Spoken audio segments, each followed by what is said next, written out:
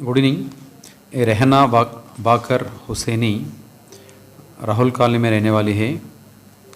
तो उनको और उनके रिश्तेदार वो भी करीब कॉलोनी में रहते। उनका भाई का वाइफ और उनके भाई का 3 बच्चे लड़कियां, तीनों मिलके इनके घर पे आके रात में थोड़ा मिसअंडरस्टैंडिंग का है दोनों के बीच में। वो बात करने के लिए घर पे आए। आने के बाद में वो दोनों के बीच में लड़ाई झगड़ा हुआ। उसमें रहना बाकर का नाक में ऊपर सेल फ़ोन से मार लगे तो ज़ख्मी भी हुआ है। वो कंप्लेंट हम ले चुका है, उसके ऊपर एफआईआर भी बना दिया।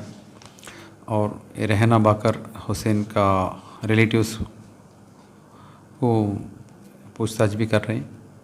और इसमें पूरा डिटेल इंक्वायरी करने के बाद में कौन कौन इसमें इन्वॉल्वमेंट है, किस वजह से इश्यू हुआ है, पूरा डिटेल लेने के बाद में एक्शन लेंगे।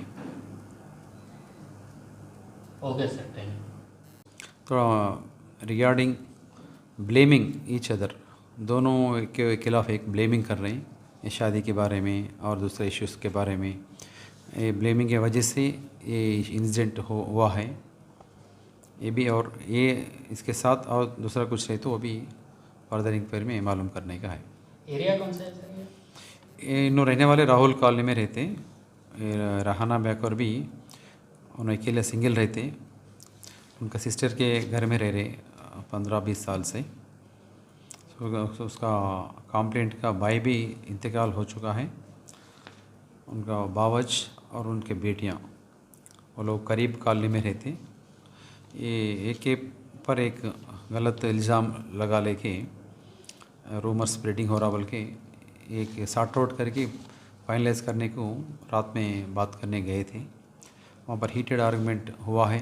वो हीटेड आर्गुमेंट में कंप्लेंट रहना बाकर को नाक पे मार लगा है और उसको इमीडिएटली हॉस्पिटल में भेज दिया था।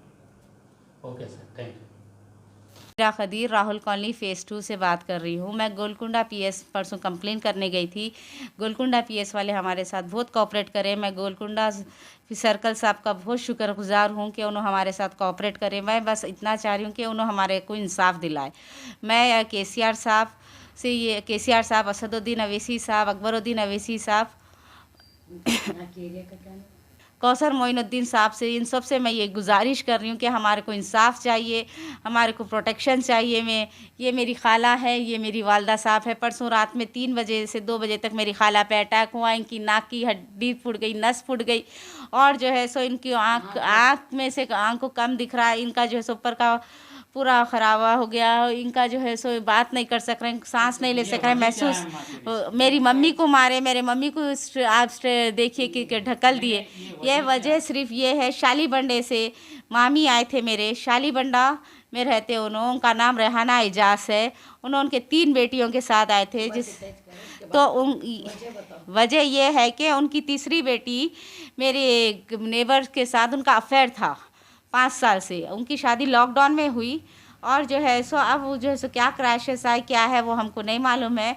ये बस यही आके मारे कि जो है सो हम खराबा करे बोल के मारे, बस यही क्रैशेस है बस।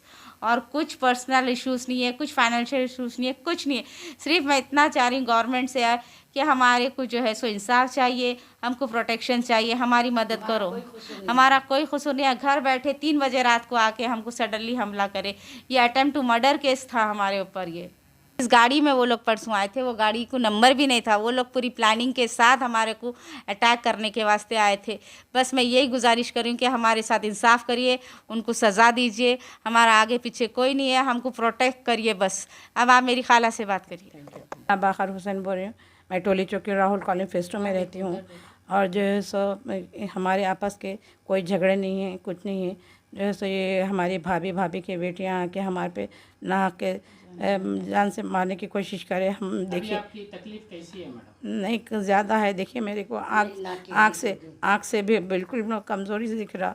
आप फ़ोटो भी देख सकते हैं मेरी। बहुत जो है सो बहुत तकलीफ़ है मेरे को। मेरे नाक में इंजरी हो गई, अभी जो है सो ट्रीटमेंट चल रहा। Okay madam. तो सबसे मैं गुजारिश करना चाहती हूँ कि मेरे को इंसाफ चाहिए और मेरे को प्रोटेक्शन चाहिए। आगे कुछ भी कर सकते हैं, वो लोग बहुत पैसे वाले, हमारी मदद कीजिए प्लीज़ प्लीज़। कुछ हो गया हमारे को, हमारे भांजे को, हम सबको कुछ हो गया, आप लोग वो लोग जिम्मेदार रहेंगे। प्लीज़ आप हमारी मदद कीजिए प्लीज़।